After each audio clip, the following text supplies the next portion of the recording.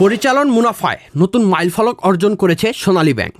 2024 সালে ব্যাংকটির পরিচালন মুনাফা হয়েছে 5,634 কোটি টাকা, যা অতীতের সব রেকর্ডকে ছাড়িয়ে গেছে। আর একই সময়ে এর আগের বছরের তুলনায় ব্যাংকটির মোট আমানত বেড়েছে 14,341 কোটি টাকা। 2 জানুয়ারি সোনালী ব্যাংকের প্রধান কার্যালয়ে এক মতবিনিময় সভায় ব্যাংকটির সিইও ও managing director Mohammad Shawkat Ali Khan সাংবাদিকদের এসব তথ্য জানান।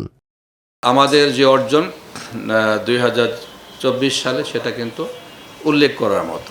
অপারেটিং প্রফিট এবার আমাদের 5,634 কোটি টাকা, এটা কিন্তু মানে অতীতের সব রেকর্ড এটা ভঙ্গ করেছে। এবার টোটাল ডিপোজিট বেড়ে দাঁড়িয়েছে 1,64,959 কোটি টাকা, 14,341 কোটি টাকা। গত বছরের চেয়ে আমাদের এই অর্জনটা বেশি।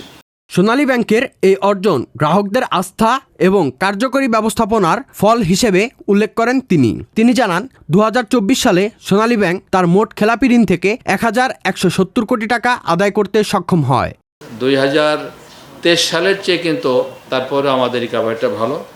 তার পরিমাণটা হলো আমরা সেল থেকে অর্থাৎ খেলাপি ঋণ থেকে আমাদের 1,170 কোটি টাকা আমরা রিকভারি করতে পেরেছি। তারপরে আমাদের কিছু রাইট অফ লোন ছিল যেগুলো বিগত দিনের পুরাতন ঋণ, সেখান থেকেও আমরা 59 কোটি টাকা রিকভারি করেছি, যেটা তার আগের বছরের তুলনায়ও এটা বেশি আছে। ব্যবস্থাপনা পরিচালক জানান, 5 থেকে 7 বছর যাবৎ সোনালী ব্যাংকের অনেক কর্মী পদোন্নতি থেকে পিছিয়ে ছিলেন। তাদেরকে অনুপ্রেরণা দেওয়ার জন্য সম্প্রতি পদোন্নতির ব্যবস্থা করা হয়েছে। আমি যোগদান করার পরেই দেখলাম যে দীর্ঘদিন যাবৎ 5-7 বছর যাবৎ বিশাল একটা সংখ্যা তারা পদোন্নতি থেকে পিছিয়ে আছে। তো তাদেরকে কাজে ফিরিয়ে আনার জন্য, তাদেরকে উৎসাহিত করার জন্য এদের পদোন্নতি দেওয়াটা আসলে খুবই যৌক্তিক ছিল। তিনি আরও বলেন, 2025 সালে গুণগত ঋণ দেওয়া এবং এসএমই খাতকে অগ্রাধিকার দিয়ে বিনিয়োগ বাড়ানোর পরিকল্পনা আছে তার। আমাদের সেবার মানটা আরও বাড়াতে হবে। সরকারি ব্যাংক হিসাবে আমাদের সার্ভিস দেওয়ার ক্যাপাসিটি আছে, সেই ক্যাপাসিটিকে কাজে লাগাতে হবে। গ্রাহক বান্ধব পরিবেশ তৈরির মাধ্যমে আমাদের সেবার মানটা আমরা বৃদ্ধি করব। আর হলো যে আমরা খেলাপি ঋণ আদায়ের পাশাপাশি আমরা নতুন কোয়ালিটি ঋণ দেব।